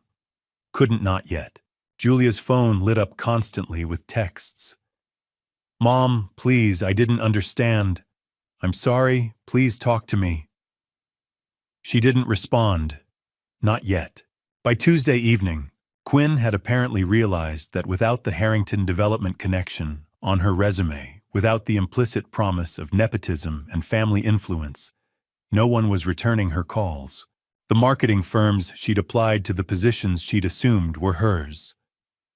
For the asking, all went silent. The job market, it seemed, had a way of teaching lessons that 18 years of privilege had obscured. Lessons about merit and value and what you're actually worth when the family name can't carry you. Julia found me on the back porch Tuesday night, looking out over East Austin. "She's learning," Julia said quietly, sitting beside me. "The hard way." "Is there any other way?" I didn't have an answer for that. Somewhere across town, Douglas was learning too, learning what it meant to face consequences, learning that second chances came with conditions, learning perhaps what my grandfather had tried to teach him 30 years ago. And I was learning that power without purpose is just destruction, no matter how justified you think it is. Evelyn called Julia 17 times between Monday and Wednesday. Each call went to voicemail. Each message grew more desperate. I heard fragments when Julia played them back, Tuesday evening, phone clutched in both hands. "Julia, sweetheart, please. Just let me explain." Click. "Baby, I know we hurt you. Please just give me 5 minutes." Click. "Your father won't eat. He just sits staring at Robert Hartley's letter. Please call me back." Click. By Wednesday morning, Julia's resolve had cracked. I found her in the kitchen at 6 a.m., dark circles under her eyes. "I want to be angry," she said. "I want to make them suffer the way they made us suffer for 21 years. But all I can think about is my dad sitting alone and I—" Her voice broke. I pulled her against my shoulder. "You don't have to choose between anger and compassion. You can feel both." Can I? "Yeah. That's not weakness, Jules. That's being human." She nodded. "I think I need to talk to her, but I'm scared nothing will change." "Then you set the terms. You decide what reconciliation looks like." She wiped her eyes. "Okay, but not yet." That afternoon, a courier arrived at our door. "Delivery for Mrs. Julia Hartley," he said, extending a cream envelope with Evelyn's monogram.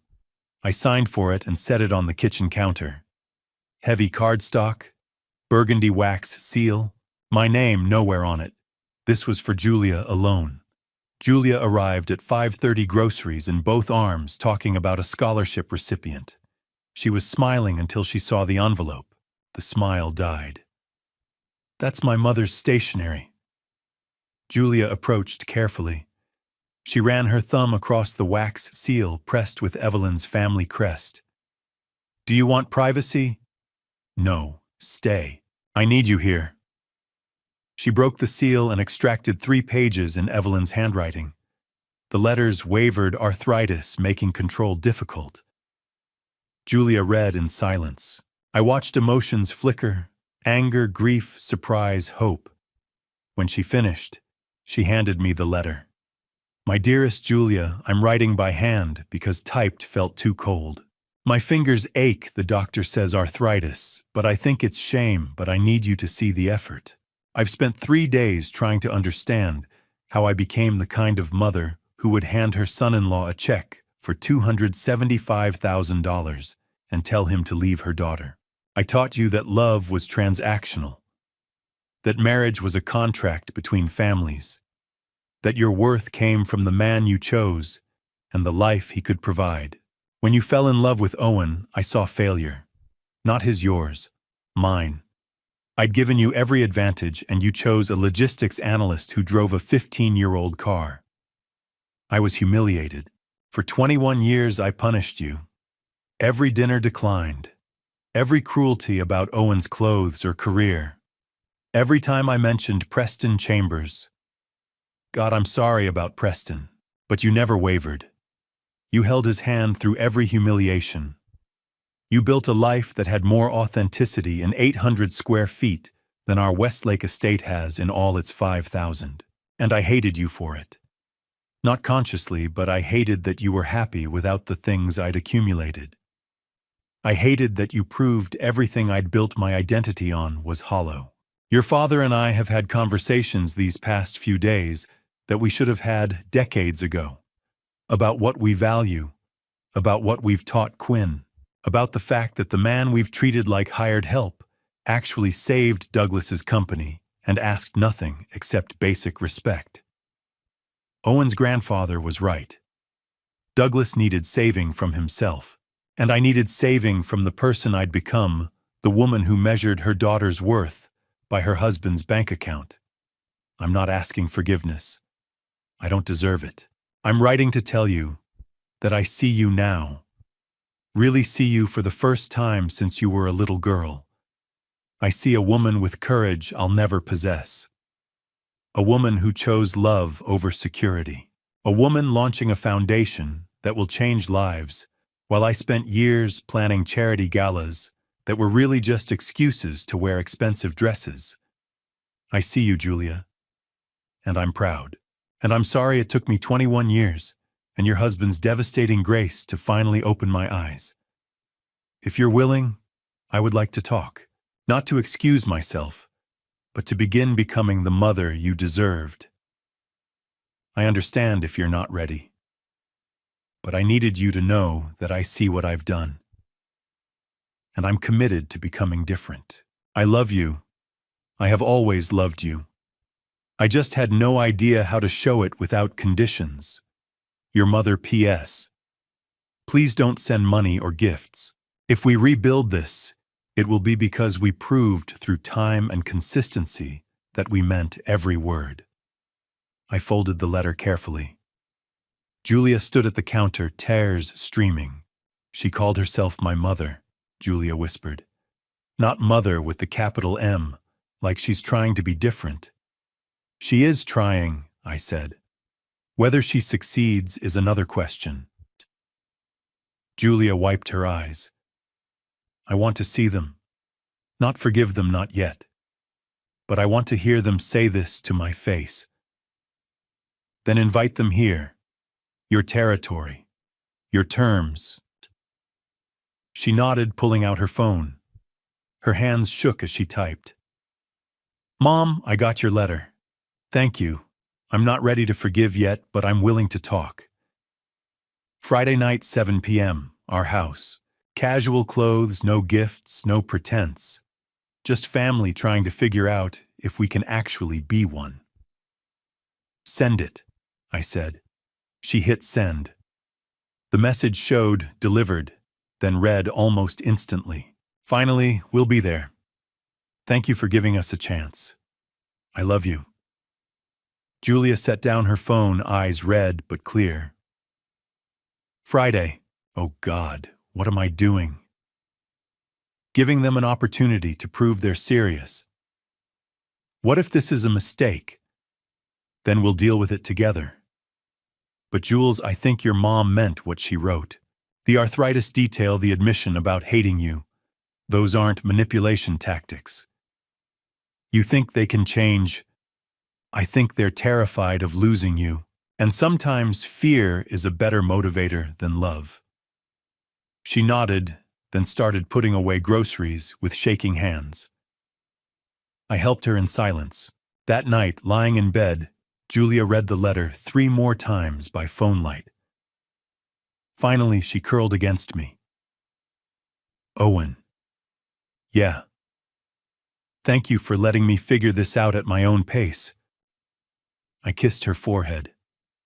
They're your parents. You get to decide what forgiveness looks like. She was quiet. I think I want them back. Not the old them, but some version that's actually capable of being family. Is that naive? No. That's hope. And hope isn't naive, it's brave. Friday was 3 days away. 3 days to prepare for a conversation that would either begin reconciliation or confirm that some relationships are too damaged to repair. I pulled Julia closer and hoped for all of us that forgiveness was possible. Sometimes it is. They stood at the door, looking smaller than I'd ever seen them. Douglas still carried himself with that ex-CEO posture, but something essential had diminished. Evelyn clutched a bouquet of sunflowers and zinnias wrapped in brown paper, the kind you'd buy at the Muller Farmers Market, not from some expensive florist.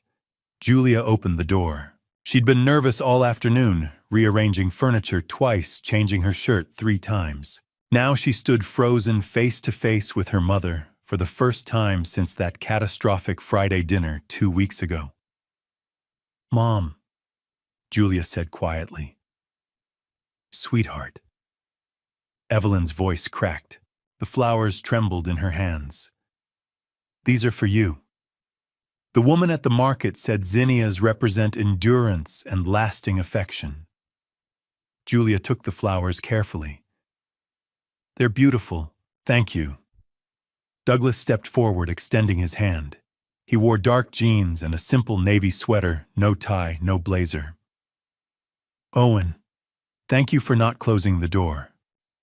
I shook his hand, noting the calluses that hadn't been there before. "You drove the Camry?" "Yeah, sold both Mercedes last week. We wanted to understand what normal feels like." Julia led her mother to the kitchen while Douglas and I moved to the living room. His eyes found the photographs on our walls, Julia and me on our courthouse wedding day, young and broke. Quinn, at various ages, gap-toothed and grinning. No professional portraits, just life captured in snapshots. "You have a nice home," Douglas said. "It feels lived in, loved. 800 square feet. 1 bathroom. But it's ours." The house in Westlake is 5,000 square feet, and I've never felt at home there. It's just a showcase. Julia had insisted on cooking herself, so dinner tonight was spaghetti with homemade marinara, her specialty perfected over 20 years. Garlic bread, simple salad. Douglas pulled a bottle from his canvas bag. "I brought wine. The guy at the Austin wine merchant said it pairs well with Italian food. I accepted the $12 Montepulciano with its handwritten tag, perfect for casual dinners with people you care about." This is great. Thank you." The women emerged, both having cried the quiet release of tension held too long. Julia set the flowers in an old mason jar at the center of our table. The sunflowers blazed bright yellow against worn wood. We arranged ourselves, Julia and me on one side, Douglas and Evelyn on the other. No one at the head, just 4 people attempting something fragile. When we were all served, silence descended. Finally, Douglas cleared his throat. "I need to say something." He set down his fork. "What I did to you both over the past 21 years isn't something a simple apology can fix. But I need you to hear it." He looked directly at me. "Every dinner at our house I made you feel small. Every comment about your job, your clothes, your car, it was designed to diminish you." His voice grew rough. "That check $275,000. I calculated it to be more than 7 years of your salary, so I could throw that number in your face." Julia inhaled sharply. I reached for her hand. "The cruelest part is that you saved my company. Every major expansion, the domain project, the downtown tower, the flood recovery, was funded by your capital. You kept us afloat while I treated you like you were worthless." He paused. You were doing what my father's partner asked, save the company and save me from myself. And I repaid that by trying to humiliate you. Evelyn placed her hand over Douglas's, then turned to Julia. Baby, I failed you. Her voice was barely a whisper. From the time you were young, I taught you that your value came from who you married, where you lived, what people thought. I measured your worth in all the wrong ways. Tears tracked through her makeup. When you fell in love with Owen, I saw it as failure. I spent 21 years mourning the life I thought you deserved, never seeing the life you'd actually chosen. Julia's grip on my hand tightened. I held up Preston Chambers like some standard, but you didn't want a man who could buy you things. You wanted a man with integrity, with patience. She looked at me. You loved my daughter when she had nothing to offer but herself. You built a life on honesty, and I called that failure. And Quinn, Evelyn added, her voice breaking. We poisoned her. Every comment about money and status we taught her to value all the wrong things. What she said at that dinner, those were our words.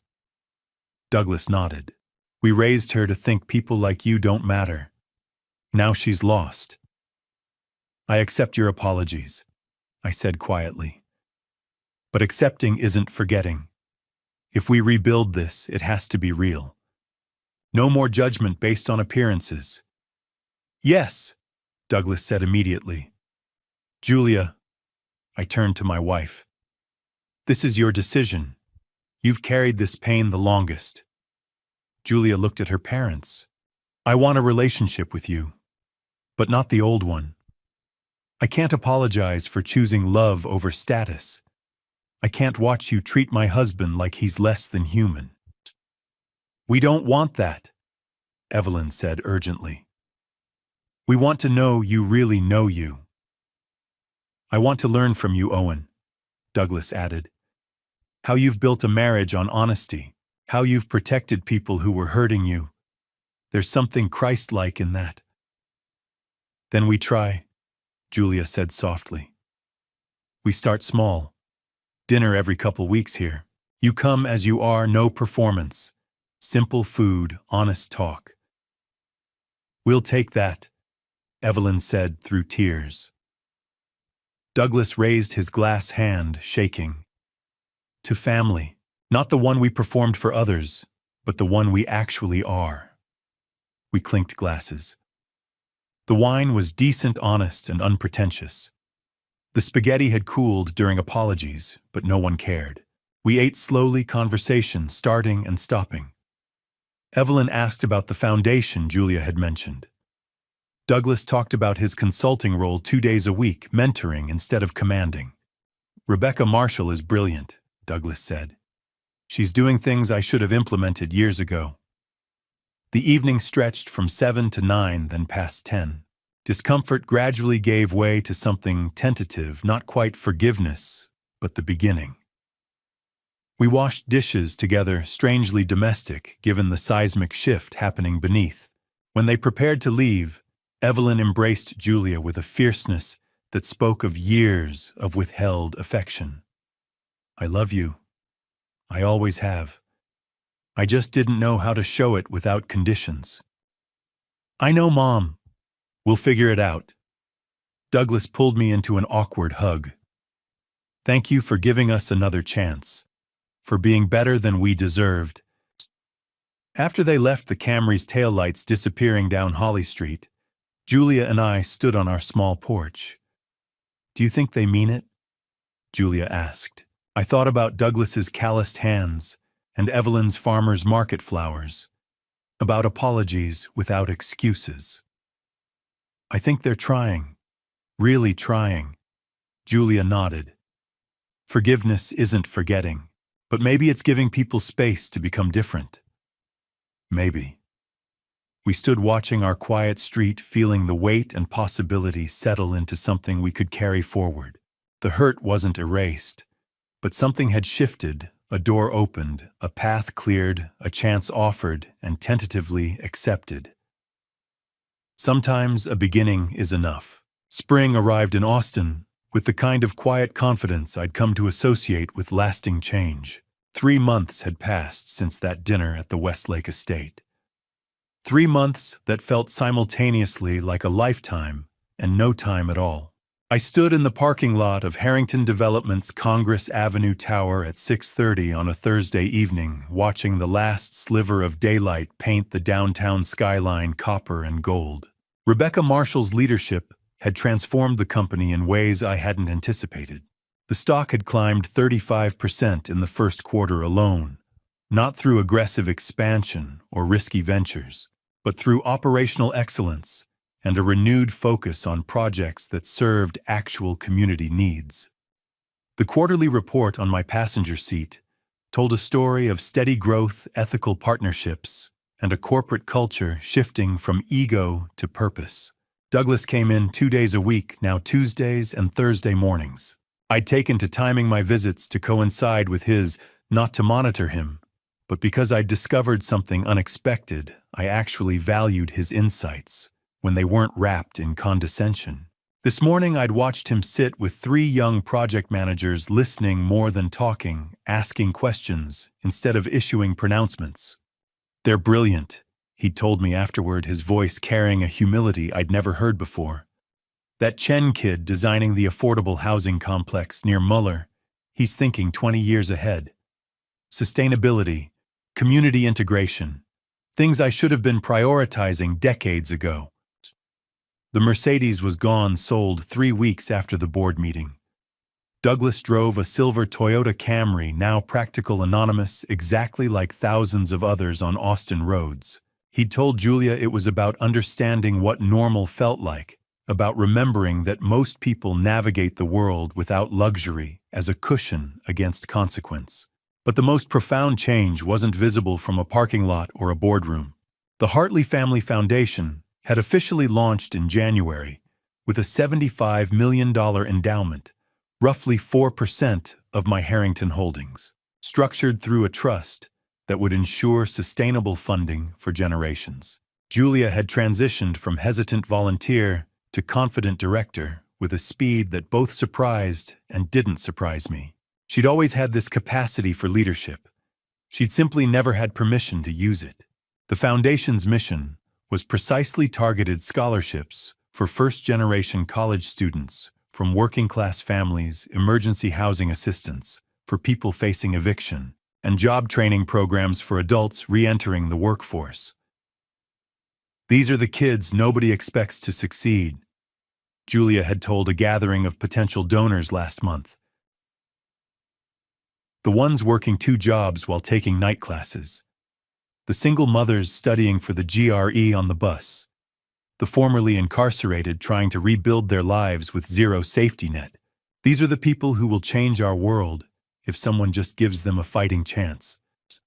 I'd watched from the back of the room as heads nodded, as checkbooks opened, as Julia transformed wealth into purpose with a clarity that left me breathless. Evelyn had become one of the foundation's most dedicated volunteers. This still shocked me, though I tried not to show it.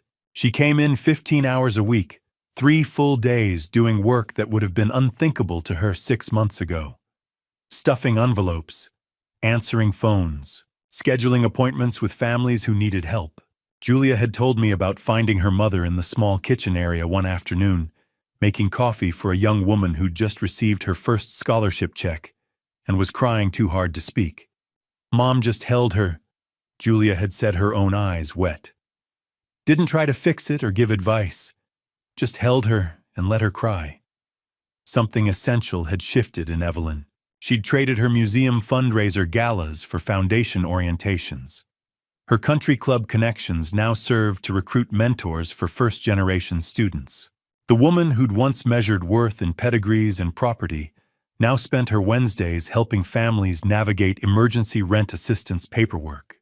"I wasted so much time," she'd told me quietly 2 weeks ago when I'd stopped by the foundation office. "Chasing things that didn't matter. Teaching Julia to chase them too." She'd looked up at me, her carefully maintained composure cracking slightly. Thank you for loving her better than we did. The bi-weekly family dinners had become our new normal, Douglas and Evelyn arriving at our East Austin home every other Friday, at 7, staying until 9 or 10, helping with dishes, sometimes lingering on the back porch to watch the neighborhood's transformation unfold. Douglas brought wine from the local shop on East 6th Street, now mid-range bottles chosen because the clerk recommended them. Evelyn brought flowers from the farmer's market. They asked about my work, genuinely interested. They laughed at Julia's terrible puns. They acted, in other words, like family. It wasn't perfect. Evelyn still sometimes caught herself offering unsolicited advice, and Douglas occasionally slipped into CEO mode, but it was real. Awkward and effortful and real.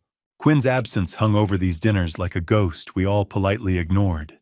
My daughter had written me a letter 6 weeks ago, 3 pages in her careful handwriting, sent to the foundation office because she apparently couldn't bring herself to use our home address.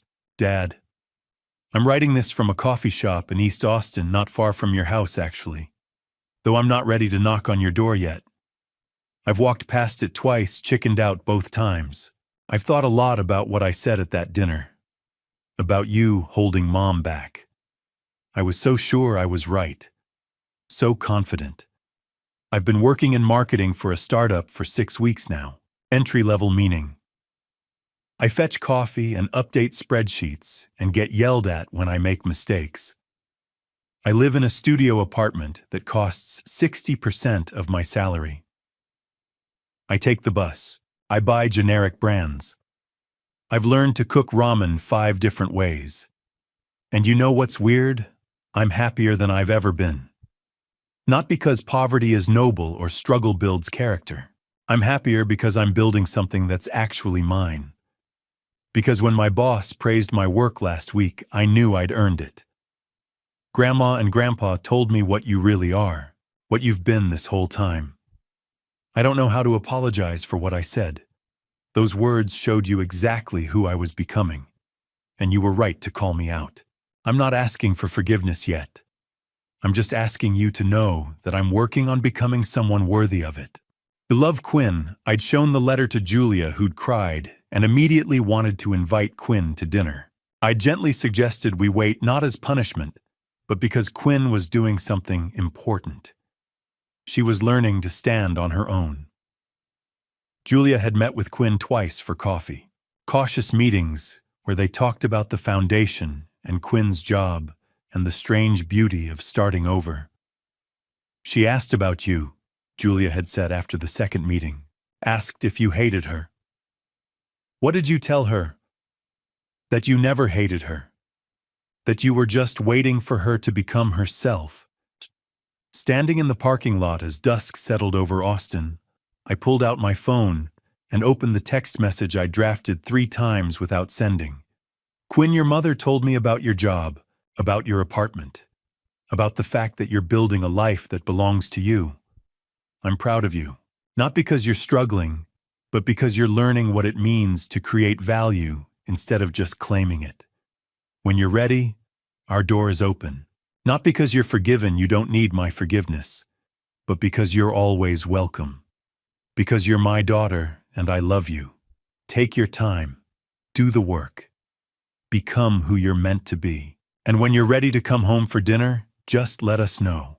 Dad, I hit send before I could second-guess the message, watched the blue bubble disappear and exhaled slowly. The parking lot had emptied around me. Downtown glowed in the gathering dark. Somewhere in Westlake Hills, Douglas was probably reviewing proposals, learning to serve instead of command.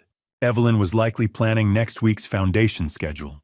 And somewhere in a studio apartment not far from here, Quinn was heating up ramen or updating spreadsheets or simply sitting with the uncomfortable reality of starting over. I climbed into my 15-year-old Accord and headed east toward home. Toward Julia and our modest house and the life we'd built on purpose rather than pretense. 3 months ago, I'd walked into that Westlake estate carrying 23 years of secrets.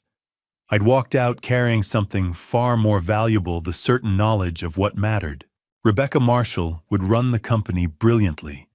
The foundation would touch hundreds of lives through Julia's leadership. Douglas would finish his career as a mentor instead of a tyrant. Evelyn would discover that service brings more satisfaction than status ever could. Quinn would build herself into someone remarkable, and I would go home to the woman who'd chosen me when I had nothing to offer but honesty, cook dinner in our tiny kitchen, and count myself wealthy in all the ways that actually matter. The traffic light at 6th Street turned green. I accelerated through the intersection, heading home, carrying with me the quiet certainty that the greatest victories are the ones that change hearts instead of just circumstances. That wealth means nothing without purpose. That power without humility destroys everything it touches. That family, real family, is built through truth and forgiveness, and the patient work of showing up, choosing love, even when it's complicated. 3 months ago, I was a billionaire pretending to be nobody. Tonight, I was just Owen Hartley, heading home to my wife, grateful for second chances and transformed hearts and the messy, beautiful work of reconciliation. Somewhere ahead, our porch light was on. Julia would be waiting. And that more than anything was enough. Tonight, after another Friday dinner, after Douglas and Evelyn left, with real smiles, Julia and I stood on our small back porch overlooking East Austin. The evening had turned cool, that particular Texas spring temperature, where you could finally breathe. City lights spread out below us, a constellation of lives being lived. The Congress Avenue tower I'd financed caught the last rays of sunset. Julia leaned against the railing, looking out at the neighborhood we'd called home for 2 decades. The coffee shop on the corner. The taco truck that knew our order. The park where we used to take Quinn when she was small. "Do you ever regret it?" she asked quietly. "Regret what? Letting them humiliate you for so long. 21 years of their dinners, their comments, their contempt. You could have stopped it at any time." I thought about those years against this moment. The dinners where Douglas had lectured me while spending my money. The holidays where Evelyn had introduced me with that apologetic tone. "Never," I said finally. "Because now I know. Your parents love you more than their pride. It just took losing you to realize it. You chose me for who I am. And I don't need anyone's permission to be myself." She turned to face me, city lights reflecting in her eyes. "But who are you, Owen Hartley? After all this, who are you really?" "I'm a 51-year-old logistics consultant," I said slowly. "I help small businesses because I like solving puzzles that actually matter. I'm a billionaire investor who learned wealth without purpose is just numbers. I'm your husband, the part I'm proudest of." I pulled her closer, both of us looking out at the city we loved. "And I'm the man who proved that the most powerful people are usually the ones nobody notices, the ones too busy doing the work to announce their presence." She smiled. "You enjoyed it, didn't you? The secret. The knowing." "Not enjoyed exactly. But there was something clarifying about watching people reveal who they really are when they think you're powerless. Seeing what they value when they believe you have nothing they want." "And what did you see?" I thought about Douglas, about the man who'd gambled away millions, about Evelyn who'd built her identity on appearances and was now discovering service, about Quinn learning that respect has to be earned. "That your parents are capable of change when forced to face real consequences," I said. "That Quinn needed to lose everything to figure out who she actually is. That Preston Chambers drew a line when he could have completed that fraud deal." "And me. What did you learn about me?" "That you're stronger than either of us knew. That you chose me every single day for 21 years, even when it cost you your family's approval. That you never once made me feel like marrying you was a mistake." "I didn't," she said softly. I mean. There were moments when I wished things were easier, but I never wished I'd chosen differently." She turned in my arms. "You know what I learned? That the man I married was exactly who I thought he was, someone who valued character over comfort. The money didn't change that. It just proved it. I kissed her, then soft and certain. "What do you think they're doing right now?" she asked. "My parents, I mean." I thought about Douglas in his smaller house, the one they'd moved to after selling the Westlake estate. 3 bedrooms instead of 7. A yard they maintained themselves. Neighbors they actually talked to. "Learning," I said. "Actually learning." Douglas is discovering he's better at teaching than leading. He likes working with young executives, showing them what he learned the hard way. Evelyn's finding out that service is more fulfilling than status. She told me last week she wishes she'd started this 20 years ago. Do you believe her? I do. Because she's not performing anymore. She shows up at the foundation in jeans and actually works. That's not something you fake for 3 months straight. And Quinn. The question still hurt. But time had given me distance. "Quinn's building something real," I said. "It'll take time, but she's figuring out who she is when success has to come from her own hands instead of her last name." "Do you think she'll ever really apologize?" "Eventually, when she understands what she's apologizing for, not just the words, but the values behind them. The assumption that worth equals wealth." A police siren wailed somewhere to the south. Normal city sounds. "You know what's funny?" Julia said. "My mother stops at the taco truck now. She knows the owner's name. She asks about his kids." I smiled. "Says Evelyn Harrington taco truck regular. Your younger self would never have believed it." We stood as the evening deepened, as city lights grew brighter against the darkening sky. "I chose love," I said quietly. "I chose to believe in second chances even when they weren't deserved yet. I chose honesty over secrecy.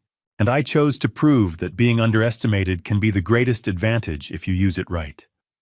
"How do you use it right?" "You don't just win, you win with grace. You show people who they could be instead of just punishing them. You remember that power without mercy is just cruelty, and that the strongest thing you can do is forgive people who haven't earned it yet." She took my hand, lacing her fingers through mine. "I'm proud of you," she said simply. "I'm proud of us," I said. Somewhere Douglas was learning. Somewhere Evelyn was discovering purpose. Somewhere Quinn was earning respect the hard way. And here in the modest house we'd chosen, with 21 years of love surrounding us, we were rich in the only ways that count. Not in what we owned, but in who we'd become. And in knowing that the greatest power isn't in being seen or acknowledged. It's in being underestimated, proving everyone wrong, and still offering grace when you could have chosen cruelty. When nobody expects you to win, victory tastes sweeter. But when you win with love instead of vengeance, that's when you know you've actually won something worth having. If you're living this family story right now, underestimated, dismissed, watching family betrayal unfold at every holiday dinner, don't wait 21 years like I did. God gave me patience, but He also gave me a voice. I silenced mine for too long. The truth is, silence in the face of family betrayal isn't noble. It's a slow poison that seeps into your marriage, your children, your sense of self-worth. Here's what I learned from this family story. First, speak up sooner. Not with arrogance, but with honest boundaries. God honors truth spoken in love even when it's uncomfortable. Second, don't let family betrayal teach your children to measure worth by wealth. Quinn learned our silence meant their values were correct. She's unlearning that now painfully. Third, your partner needs to see you fight for them. Julia needed to see me stand up, not to prove my wealth, but to prove our marriage mattered more than their approval. Fourth, wealth without purpose is just numbers. God didn't bless me financially so I could hide. He blessed me so I could serve, and I wasted years playing small. Finally, reconciliation is possible, but only when everyone commits to truth. We're rebuilding now slowly because character outlasts comfort always. If your family story includes betrayal or years of being made to feel less than, don't become me. Don't wait for a crisis. Live your worth daily. Trust that God sees you even when they don't. Have you faced family betrayal? Share your family story in the comments. Your experience might help someone else today. Subscribe and share this with someone navigating complicated family dynamics. You're not alone.